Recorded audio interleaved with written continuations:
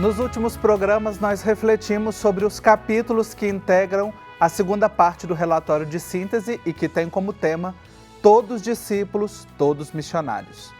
Partindo da afirmação de que a igreja é missão e que ela recebe de Cristo, o enviado do Pai, a sua própria missão, nós somos chamados a pensar os diversos sujeitos eclesiais e a sua corresponsabilidade para que se cumpra a missão de Cristo na igreja e no mundo. E para nos ajudar a retomar alguns pontos importantes desta segunda parte, nós recebemos hoje 2 membros do Serviço Teológico Pastoral. A irmã Eurides Alves de Oliveira é religiosa das Irmãs do Imaculado Coração de Maria, graduada em Ciências Sociais e mestra em Ciências da Religião pela Universidade Metodista de São Paulo e integra também a Ampliada Nacional da SEBS. Irmã Eurides, uma alegria recebê-la novamente aqui no Igreja Sinodal.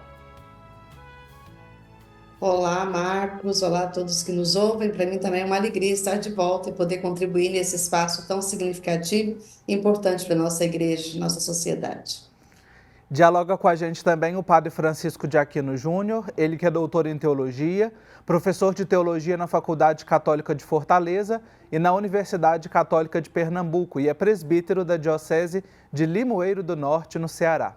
Padre Aquino Júnior, também acolhe você com muita alegria mais uma vez aqui na Igreja Sinodal. Obrigado, Marcos. Uma alegria estar com você, com a irmã Eurides e com todos os que nos acompanham aqui no programa Igreja Sinodal. Ótimo. Como eu mencionei no início do programa, a gente está aqui avançando no nosso relatório de síntese. Já passamos por toda a primeira parte, agora já também percorremos os 6 capítulos que compõem essa segunda parte, que está intitulada Todos discípulos, todos missionários. Eu gostaria de começar assim, destacando alguns dos elementos para essa conversa e começar ouvindo você, Padre Aquino Júnior, porque este capítulo, ele parte, inclusive esta parte, né? Ela sai de um ponto que diz assim, que a igreja é missão. Já é uma prerrogativa, uma premissa, mas que vem muito acentuada agora nesta perspectiva de uma igreja sinodal. Gostaria que você retomasse, porque para mim essa é a linha que conduz toda a reflexão desse capítulo, né? Marcos, isso é muito importante, porque ajuda a entender que a igreja não existe para si mesma, mas para a missão. E o texto avança também para deixar claro, a partir de Jesus, do seu evangelho, que a missão da igreja é fazer com que o reino de Deus aconteça no mundo. Então, a preocupação da igreja não é que ela cresça, não é com seus interesses, mas a preocupação fundamental da igreja é que o reino de Deus aconteça, a vontade de Deus, sua justiça, sua paz aconteça no mundo. E o texto ainda vai também mais longe, recordando que isso é tarefa de todos os batizados, de todas as batizadas. Essa missão de fazer com que o reino de Deus aconteça no mundo, de fermentar o mundo com a força, com a lógica da justiça do reino, é tarefa de toda a igreja. Leia, a perspectiva missionária de toda a igreja, de todos os sujeitos eclesiais, e é o que vem na sequência, né? A gente tem aqui um capítulo introdutório que afirma que a igreja é missão, e a partir disso que o Padre Aquino Júnior nos traz, irmã Eurides, também nos ajuda a perceber, ou seja, uma igreja missionária não é só fazer a missão ad gentes ou fazer uma manhã missionária ou pensar em uma equipe ou uma pastoral missionária na paróquia, mas é uma igreja toda missionária, né? Com certeza, né? A missão, que é essa identidade da própria igreja, ela é compromisso de todos e de todos os batizados, né? E é compromisso de uma ação missionária, sim, daqueles que saem, adjentes ou dentro do país, né? O Papa Francisco tem insistido nessa igreja em saída missionária para a periferia, mas não só isso. Ser missão é ser testemunho do Evangelho, né? É ser testemunho nas relações, é ser testemunho nos valores que a gente acredita e vive e espalha, é ser testemunho no modo de viver, é ser testemunho ético, é ser testemunho no compromisso político que a gente tem na sociedade. Então, a missão é uma forma de ser de todo cristão, né? As ações missionárias, elas fazem parte da missão, mas elas não encerram toda a missão. O compromisso missionário, ser missão, é ser um povo de Deus missionário, né? A Igreja do Concílio Vaticano II, retomada agora no processo sinodal, né? A Igreja, povo de Deus, o povo fiel de Deus. Fiel a quê? Fiel ao Evangelho no mundo, na Igreja, na sociedade. Então, a gente é missão na família, a gente é missão na comunidade, a gente é missão no serviço pastoral que a gente assume, no trabalho que a gente assume e na sociedade pelas posturas e posicionamentos e lutas que a gente realiza. Maravilha. Eu quero continuar conversando com você, Eurides, porque um capítulo dedicado exclusivamente às mulheres aqui no relatório de síntese e que também perpassa em vários outros capítulos, né? Não somente no capítulo que está dedicado a mulheres na vida e na missão da igreja. E aqui há a afirmação de que as mulheres são muitas vezes as primeiras missionárias na fé e na família. Mas nos espaços de tomada de decisão, em outros espaços dentro da igreja e da sociedade, a mulher não primeireia essas ações, né? Assim como também quando toca em assuntos que refere à dignidade da mulher, o seu maior protagonismo nesses espaços gera resistência. A gente conversou com a nossa companheira Sônia Oliveira, presidenta do CNLB, que participou do sínodo, e ela partilhava um pouco, né, das resistências dentro da própria Assembleia Sinodal. Gostaria que você comentasse um pouquinho para a gente sobre essa dimensão da mulher, que a igreja reconhece que é a primeira missionária nos seus espaços, mas que chega num determinado momento em que ela não primeireia.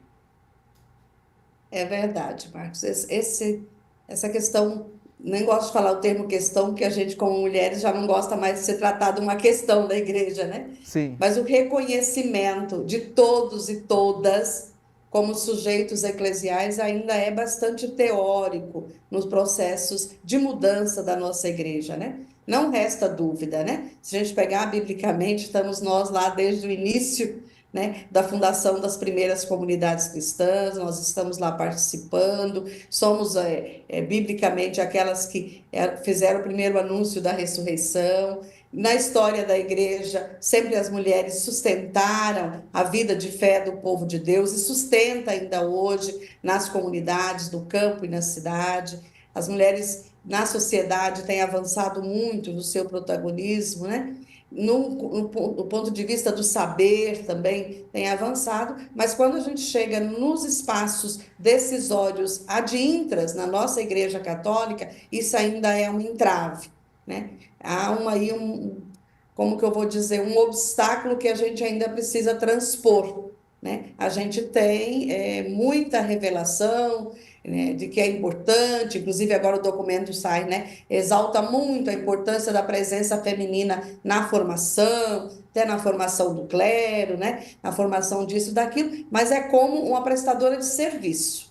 O nosso potencial enquanto protagonista em relações de discípulos e discípulas iguais nos processos de decisão, ainda é uma situação, um processo longo que a gente precisa romper, né? Assumir de fato essa igual dignidade de batizados e batizadas, né? Nas sessões sinodais, a gente acompanhou os boletins diários, isso apareceu muito, né? Dizendo que não existe uma dignidade para os homens e uma dignidade para a mulher, a dignidade dos batizados é comum e é igual. Agora, na prática, isso é um desafio. E a gente se bate por várias questões, né? Por questões doutrinárias, por questões da tradição, por questões culturais, né? E aí a gente vai se encontrar no entrave do clericalismo, do patriarcado, né? Porque nós, historicamente, a Bíblia foi lida com lente patriarcal, a doutrina da igreja é construída com lente patriarcal, né? Criou-se um estereótipo, um mito, né? De que os homens são, de uma certa forma, os ordenados, porque são prioritários, que o evangelho, que Jesus só escolheu homens, então priorizou o texto dos 12 como se ele fosse o único dos ministérios bíblicos. Então acho que tem aí um avanço grande do ponto de vista de compreensão e do ponto de vista de superação desse bloqueio, né? Haja visto que na votação do documento síntese, essa foi a questão que mais recebeu não, Sim. Apesar de terem lá um grupo grande de mulheres tentando nas brechas do movimento do Espírito, tentando mostrar que nós não queremos ser mais nem menos, nós queremos ser iguais e participar e contribuir em relação de igualdade. Então, esse é realmente uma pedra de tropeço ainda no caminho da sinodalidade, né? Se a gente não despatriarcalizar esses processos, vai ser difícil uma sinodalidade plena. Sim.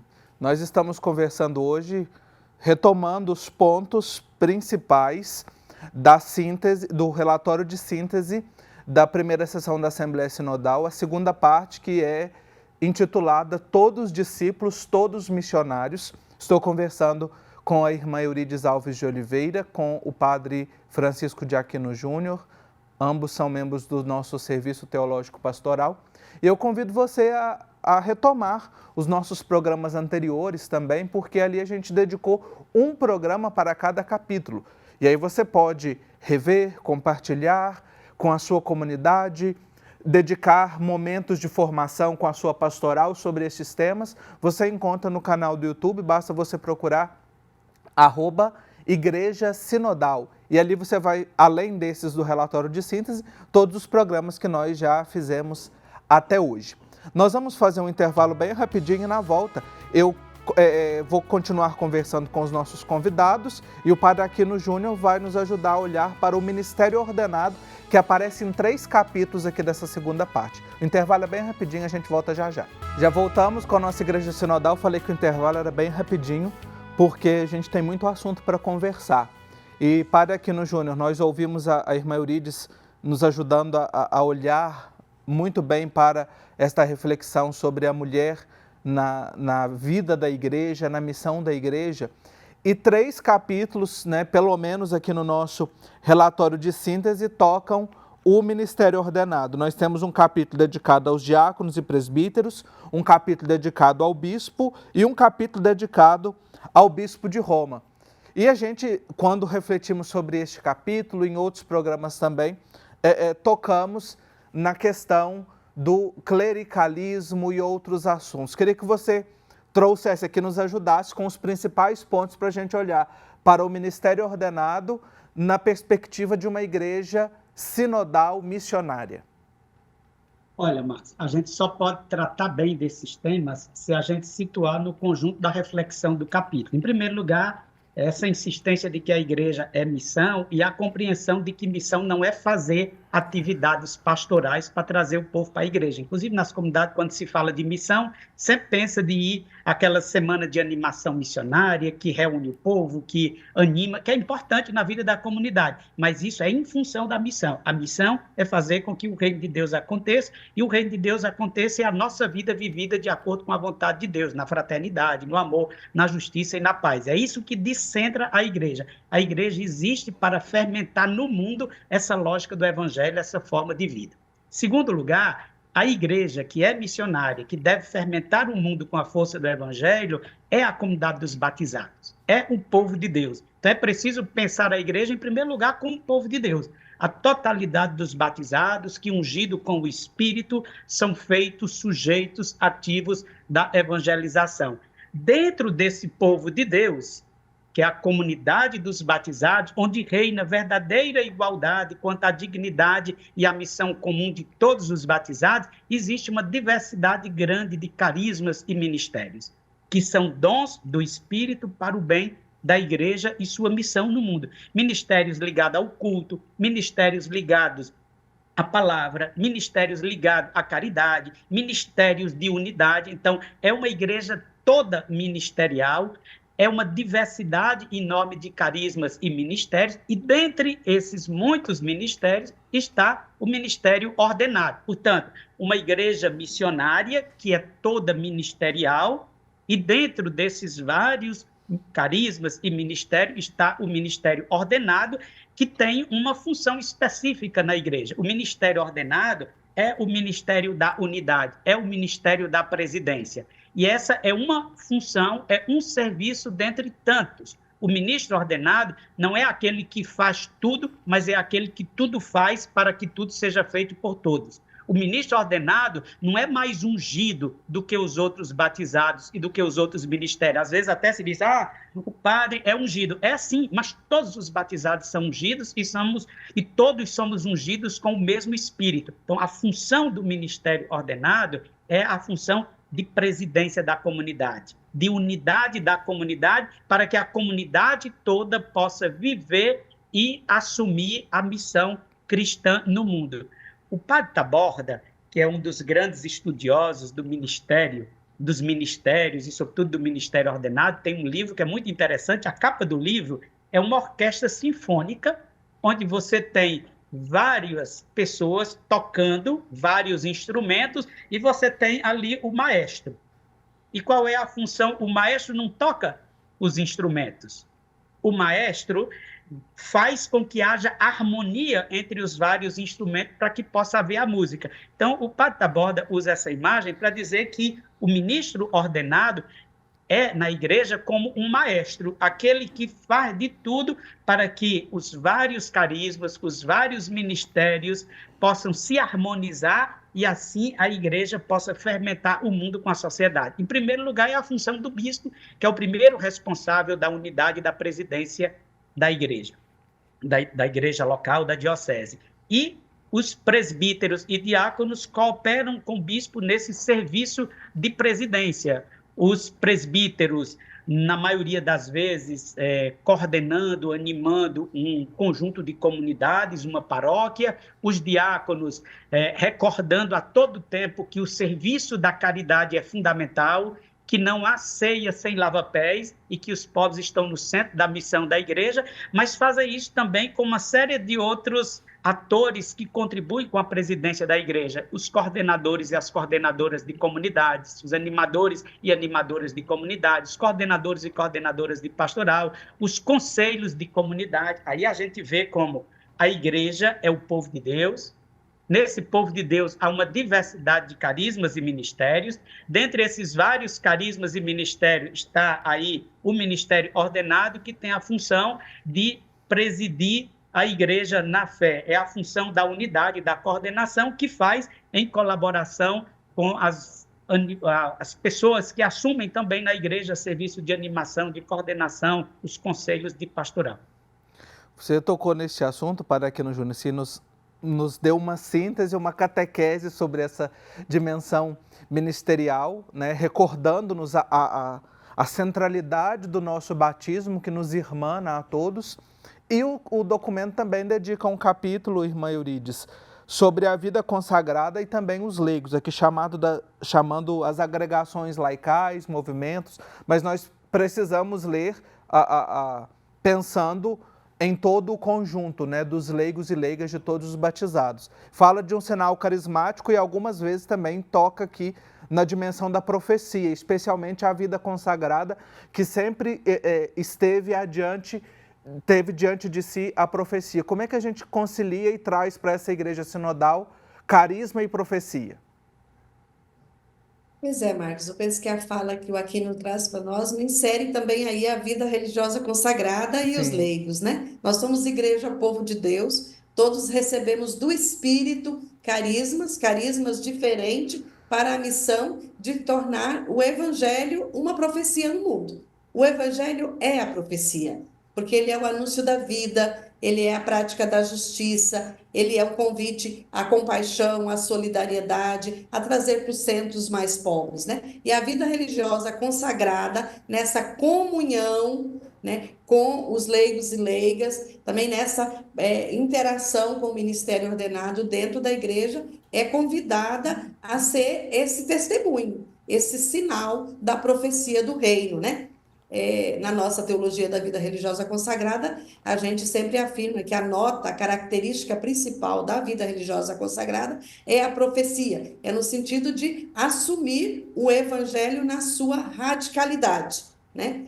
A primeira consagração de todo o povo de Deus é o batismo, e aí e como consagrada, como também o ministério ordenado, como também os leigos das associações, das agremiações, né, vai assumindo o seu serviço na radicalidade. Então, o convite à profecia é ser cada vez mais radical, assumir, né, na raiz o que brota do Evangelho de Jesus no mundo. E a vida religiosa junto, nunca isolado, mais do que nunca, a partir do Concílio Vaticano II e agora com a retomada do Papa Francisco dessa dimensão da sinodalidade, se pode pensar a profecia é da vida religiosa consagrada, a liturgia é do ministério ordenado, a ação no mundo é do laicado. Não, é juntos e juntas nós devemos ser na igreja, anunciadoras da boa notícia do reino, no mundo, sinal de contradição, contrapondo a tudo aquilo que não é sinal do reino, então lutando pela justiça, pela paz, pela igualdade, pela dignidade e participando efetivamente de todos os serviços e ministérios, cada um colocando o seu carisma à disposição. São carismas diferentes, mas não divergentes, não antagônicos. São carismas que se complementam numa reciprocidade de irmãos e irmãs, numa amizade social, né? Como diz o Papa Francisco, que nós queremos aprofundar aqui na campanha da fraternidade desse ano, né? Então, para mim, essa dimensão da profecia e do carisma é vocação de todos e todas nas suas especificidades. E aí, o Espírito, a Divina Ruach, que é o protagonista desses carismas. A cada um é chamado de uma forma a servir o reino, mas sempre numa relação de integração e de comunhão com todos e todas, né? E aí com os leigos e leigas, com o ministério ordenado também. Todos discípulos, todos missionários. Parte 2 do nosso relatório de síntese. Hoje nós fizemos aqui uma panorâmica para você sobre os temas que aparecem nos 6 capítulos.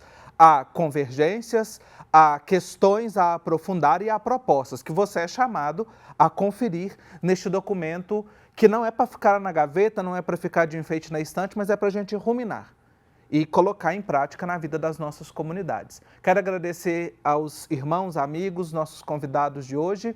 Irmã Eurides Alves de Oliveira, muito obrigado pela sua reflexão e contribuição. Eu que agradeço, é sempre uma alegria e espero que essas colocações possam ajudar as pessoas a avançar nesse esforço coletivo que nós devemos fazer para que a sinodalidade seja prática, concreta nas nossas comunidades. Amém. Padre Aquino Júnior, também agradeço mais uma vez a sua disponibilidade para conversar com a gente. Eu que agradeço, Marcos. É uma alegria a gente refletir sobre isso e guardar no coração essas pérolas do documento. A igreja é missão, não apenas tem missão, mas é missão.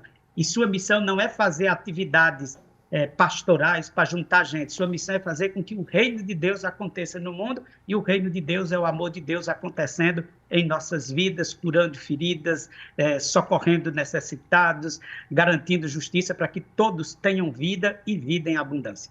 Amém. E como canta o nosso amigo, irmão, poeta Zé Vicente, a missão não é de um, de uma, a missão é de todos nós. Então sigamos juntos como igreja sinodal missionária. No próximo programa a gente começa a refletir sobre a terceira parte, tecer laços e construir comunidades. Até lá.